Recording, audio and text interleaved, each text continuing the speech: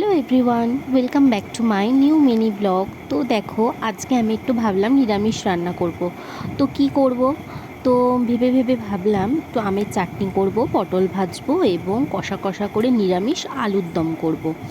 আর ডাল করেছি, মুসুরির ডাল দিয়ে।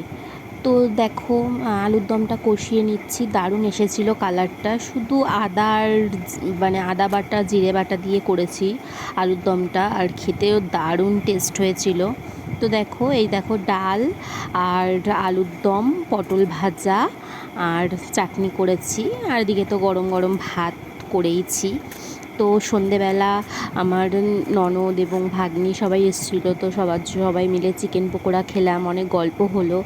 আর তারপরে রাত্রে কি খাবো, তো ভাবলাম আলুর দম যখন আছে একটু ফুলকো ফুলকো লুচি বানিয়ে নিই। তো যেরকম কথা সেরকম কাজ, লুচি বানিয়ে ফেললাম। তা আলুর দম দিয়ে লুচি খেতে তোমরা কে কে ভালোবাসো কমেন্ট করে জানিও, আমার তো দারুণ লাগে।